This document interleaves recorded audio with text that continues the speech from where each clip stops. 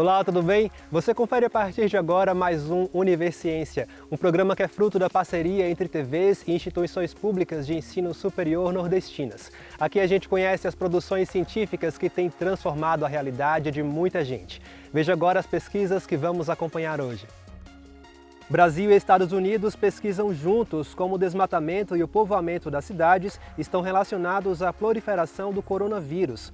Crianças com atraso motor, quando estimuladas dentro de casa, na presença dos familiares, podem ter o desenvolvimento acelerado. A constatação é de uma pesquisa realizada pela Universidade Federal do Ceará.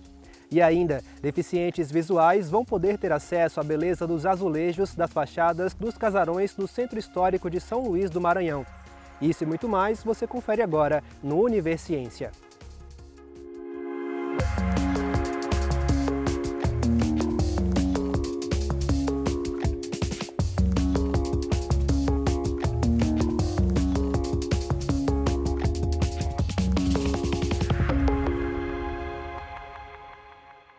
A Universidade Estadual do Sudoeste da Bahia está estudando, junto a um grupo de pesquisadores de universidades brasileiras de diversos estados e uma dos Estados Unidos, como o desmatamento e o povoamento das cidades estão contribuindo com a proliferação do coronavírus. De acordo com as investigações, o vírus já foi encontrado até em alto mar. Vamos entender melhor. Essa pesquisa, publicada na revista Environmental Microbiology, ela é uma pesquisa relacionada aos hábitos de consumo dos seres humanos em relação a animais silvestres e a parte de invasão de territórios virgens, matas e devastação do meio ambiente e a ocorrência de novos casos de vírus, vírus emergentes aí que podem atacar as populações e trazer novas pandemias. O nosso ponto de partida foi inicialmente todos os genomas depositados em bancos de dados do coronavírus. A gente avaliou desde o início da pandemia até o final do ano de 2021, onde a gente verificou qual foi o processo de dispersão desses vírus no mundo inteiro. Primeiramente, a gente verificou nas nossas conclusões que locais que têm alto índice de ocupação humana, que invadiram as florestas, elas têm uma grande chance de se obter novas linhagens, novos vírus, novas espécies de vírus, digamos assim. Locais onde você tem um alto consumo de animais silvestres, o tráfico de animais, locais que têm também alto índice de desenvolvimento humano, porém, apesar de ter desenvolvimento humano, tem alta população que faz com que circule muito novas linhagens virais e também locais onde tem alta quantidade de chuva, Então, o clima também pode influenciar nesses fatores de surgimento de novos vírus. Você tem estudos hoje onde a gente identifica novas espécies de coronavírus no mar, água do rio, ambientes mais diversos e associados a vários animais, inclusive que nós podemos até consumir. Então não é para causar pânico, porque esse vírus é um vírus, uma família de vírus que está aí no ambiente, mas ter cuidado com coisas que são caças silvestres, que o ser humano está passando a consumir e que pode futuramente, se caso acontecer como aconteceu com a Covid-19, gerar uma nova pandemia. Então tem muito cuidado com esses aspectos aí. Nós já convivíamos com o coronavírus, esse que foi um mutante que causou essa pandemia toda, mas uma coisa mais importante é a gente ter a consciência de que estamos cada vez mais crescendo as populações, crescendo as cidades, destruindo, acabando com todo o ecossistema. E essa nossa chegada nesses ambientes faz com que animais e outros organismos migrem para as cidades e tragam essas coisas aí. Então, tentar ser o mais sustentável, a ideia final do trabalho é essa, mostrar que a sustentabilidade, sem invadir o ambiente virgem, aquele ambiente silvestre, seria a forma mais ideal da gente conviver e evitar essas novas viroses emergentes. Ela já está concluída e publicada num periódico internacional, que é um periódico de alto fator de impacto, mas existe um grupo internacional de cientistas no qual nós fazemos parte e que continuamos monitorando essas novas linhagens, novos vírus emergentes, então isso vai ser para sempre, né? Então, o processo de monitorar essas novas linhagens é constante para que a gente se proteja de novas pandemias, futuras pandemias. Veja daqui a pouco, deficientes visuais vão poder ter acesso aos azulejos da capital do Maranhão. Você fica sabendo como depois do intervalo.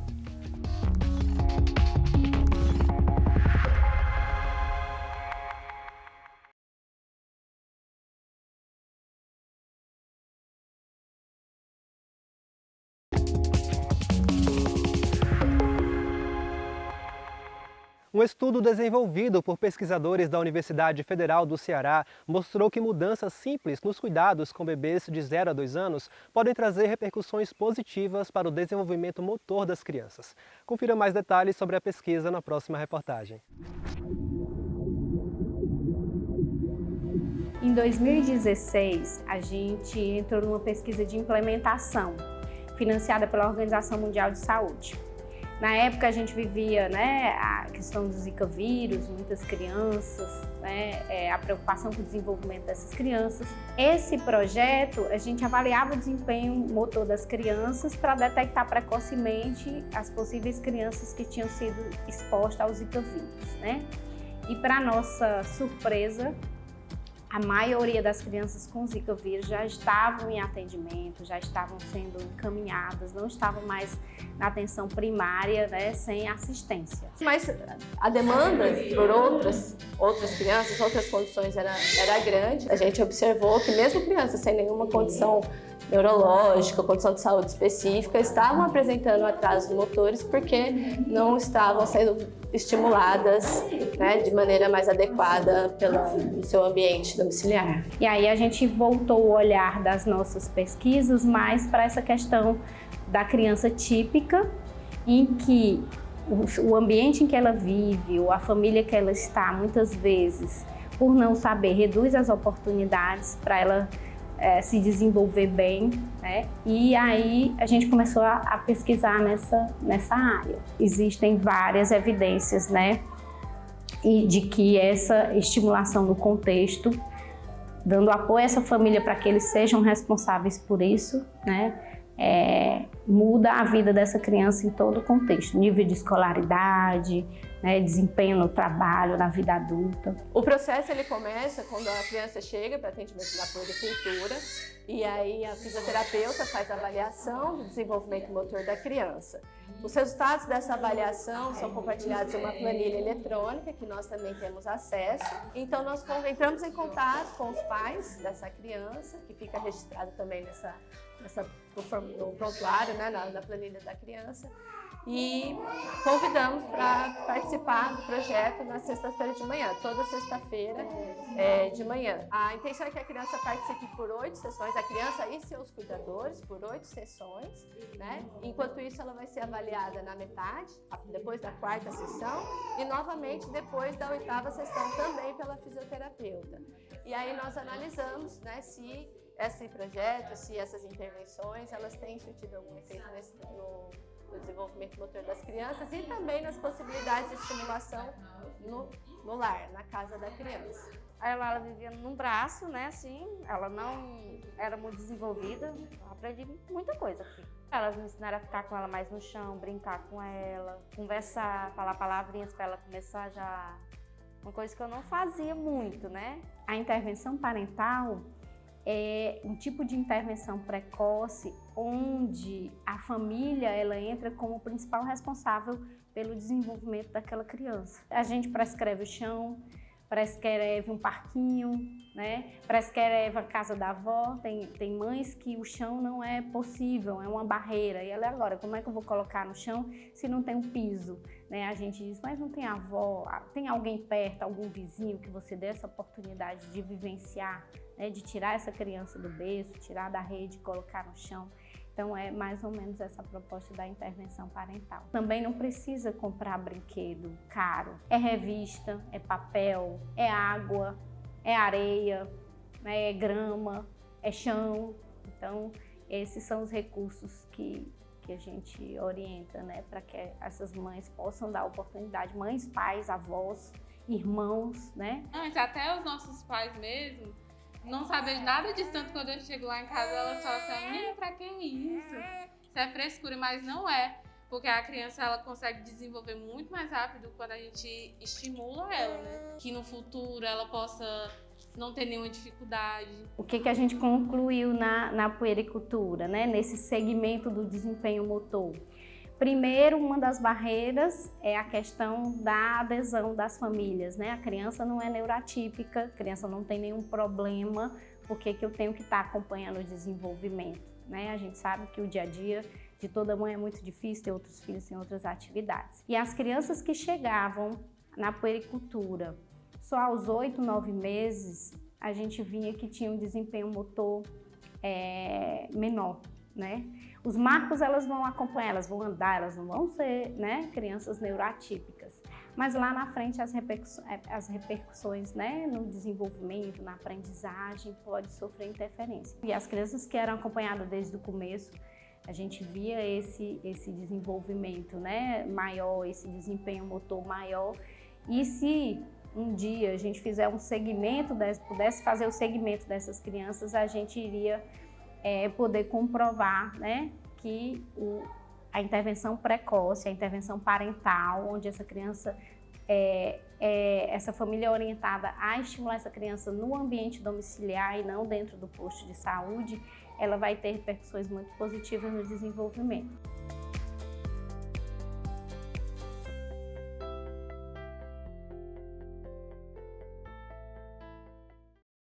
As fachadas dos casarões do Centro Histórico de São Luís reúnem o maior patrimônio azulejar da América Latina, o que dá à capital maranhense o título de Cidade dos Azulejos. Cada uma dessas peças, a maioria vinda de Portugal, além de trazer belos desenhos, carrega diversas mensagens, símbolos e significados. Mas a acessibilidade a essas informações é restrita para pessoas com deficiências visuais. Uma pesquisa do Instituto Federal do Maranhão propõe a utilização do design inclusivo para tornar esses elementos culturais mais acessíveis.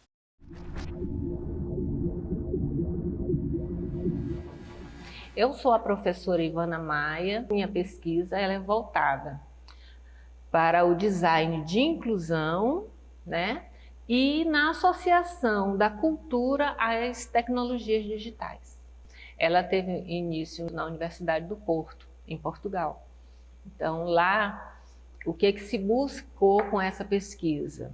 Fazer uma relação dos padrões azulejares encontrados no Centro Histórico de São Luís, tá? E os padrões azulejares de Portugal. Porque o azulejo, ele traz um desenho, né? Ele traz umas formas gráficas que são apreciáveis, são bonitos de se ver, mas eles trazem também uma mensagem. Os títulos, os nomes dos padrões eram dados pelos próprios operários. Então eles viam aqui nessas curvas e nesses detalhes, tá, uma semelhança com ferradura, né? Então esse aqui é um padrão conhecido como ferradura, mas que na verdade, quando você coloca os 4 azulejos, isso que eles chamam de ferradura, ela forma uma cruz, tá? Que nos remete àquele momento histórico que pode ser uma cruz celta. Quando se começa a explorar, né, esses desenhos, esses padrões, nós percebemos que as pessoas que fazem uso de todos os sentidos, eles têm uma experiência completa na apreciação desses elementos culturais, o que é negado às pessoas que não têm visão. Daí a nossa intenção de transformar esses azulejos em gráficos táteis, né, que possibilitam a pessoa com deficiência visual explorar tatilmente os desenhos, né? O grafismo dos azulejos. Os protótipos, eles foram produzidos a partir de uma modelagem tridimensional, né? E são executados em impressora 3D, usando como base o PLA. Diferentes cores têm diferentes alturas, né? Então, a pessoa olhando assim só superficialmente não percebe, mas a pessoa que tem nas mãos, né, que tem no tato, né, essa busca pela interpretação da imagem, né, ela percebe. A partir do elemento cultural azulejo, nós percebemos a importância, por exemplo, dos gradis. Nós procuramos o desenho de alguns gradis, né, para fazer o modelo, certo? Para viabilizar essa informação também às pessoas, assim como os monumentos. Daí essa pesquisa, uma pesquisa ela nunca termina, né? Ela nunca é concluída. O que acontece é que criam-se ramificações, novas vertentes, né? Vem da origem a pesquisa do Samuel Silva no mestrado em design da UFMA, a pesquisa do José Ricardo no mestrado em design da UFMA também. A minha pesquisa ela aplica os conceitos ergonômicos para a interpretação dos gráficos táteis dos azulejos, estudando como que são esses padrões, levando em consideração a linguagem iconográfica e iconológica, como que eles podem ser lidos numa linguagem gráfica aplicada e como que eu posso facilitar que esses padrões sejam melhor interpretados. A busca, né, para fazer essa pesquisa é justamente criar uma experiência em aplicativos de realidade aumentada. A partir mesmo da própria câmera do celular, o turista ou a pessoa vai ter acesso a colocar ele em cima do azulejo e a partir daí vão aparecer dados referentes à sua origem, datação, características, grafismo. A pesquisa ela vai se ampliando e vai mudando de objetivos e vai crescendo, né? E o que eu gostaria, que é um sonho que eu espero não estar distante, é o apoio das instituições, das empresas, né? No sentido de viabilizar, levar esses gráficos táteis ao centro histórico. Por exemplo, em frente a um prédio de fachada azulejar, se você tiver um tótem com um elemento tátil, né, para a pessoa saber que naquele prédio o azulejo tem esse desenho, né, seria bastante interessante. Os azulejos, eles são pedaços de história, né, eles contam história. Então, seria interessante que essa história chegasse também às pessoas que não fazem uso de todos os sentidos. A seguir, uma pesquisa da UFS mostra mudanças no perfil dos caminhoneiros brasileiros. Mais de 2.000 profissionais foram entrevistados. Já já a gente volta.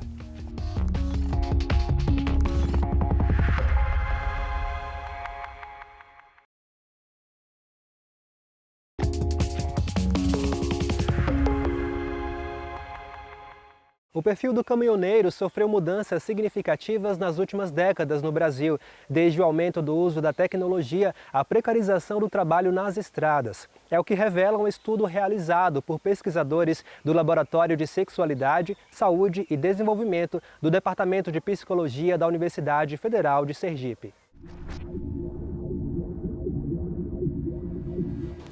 O perfil do caminhoneiro brasileiro vem sendo investigado há 15 anos através de uma pesquisa que está na 4ª edição, foi realizada no final de 2021, aqui pela Universidade Federal de Sergipe, em parceria com a Childhood Brasil. A pesquisa faz uma série histórica sobre as mudanças que vêm acontecendo nessa categoria profissional, tentando entender especialmente o envolvimento do profissional com o comércio do sexo nas estradas, mais especificamente com a exploração sexual de crianças e adolescentes. Mas a gente parte do pressuposto de que para entender essa relação do profissional, a gente precisa entender outros padrões comportamentais deles na estrada, que incluem as questões de saúde, de segurança na direção, a relação dele com a própria família, as questões demográficas, qualidade do trabalho. Então, uma série de itens são investigados e, ao longo desses anos, eles são comparados a partir de um procedimento de série histórica. Como esses dados foram encontrados, né? Nós fizemos o levantamento, né, com os próprios caminhoneiros, ouvindo eles, e a partir da entrevista que nós construímos, conseguimos ter acesso a essas informações. Como os caminhoneiros percebem o seu dia a dia, como esses caminhoneiros acabam vendo a mudança no seu cotidiano. A amostra da série histórica ela já ultrapassou 2.000 caminhoneiros, isso é significativo do ponto de vista estatístico para representar esse grupo de profissionais. A gente faz uma metodologia de inserção ecológica. A equipe aqui da Universidade Federal de Sergipe viaja pelo Brasil para entrevistar os profissionais na estrada, nos lugares onde eles costumam parar, porque em loco eles conseguem dar informações mais precisas de como eles vivenciam aquela parada. E a equipe também consegue observar algumas questões comportamentais e situacionais daqueles lugares. Tem uns 15 anos que rodo de caminhão, entendeu? Sempre buscando fruta. Trabalhando com fruta, vou para a roça. Comecei pegando para Tonelópolis, hoje eu pego no projeto Pedra Branca da Bahia, Juazeiro, e trago para o destino daqui de Aracaju, aqui para o Ceará. Quando a pesquisa iniciou, o acesso ao celular pelos motoristas de caminhão ainda era muito escasso. A gente tinha mais ou menos 30% dos motoristas tinham acesso ao celular com internet. Hoje a gente tem quase 90% acesso ao celular diariamente para usar a internet. A maior parte desse acesso é por motivos de trabalho, por aplicativos de comunicação, como o Telegram, o WhatsApp, mas eles também usam para comunicação com a família e lazer, como se informar, assistir vídeos e coisas desse tipo, né? Quase 10% da amostra atual já usa o celular e a internet do celular para educação, para fazer um curso, uma reciclagem ou até uma faculdade em EAD. O celular, hoje a internet é valiosa para muito o meio, porque você hoje tem muito meio de comunicação. Porque se não fosse o celular, nós não tínhamos como se comunicar com o pessoal que nem Juazeiro, que nem o projeto Pedra Branca. Não era? De primeira a gente saía de que ia pegar um carro para pocar no mundo para ir para a roça, correr atrás. Não deram uma roça hoje não. Com o celular você em casa mesmo, você faz tudo isso. A gente também encontra números significativos no que tange à precarização desses trabalhadores.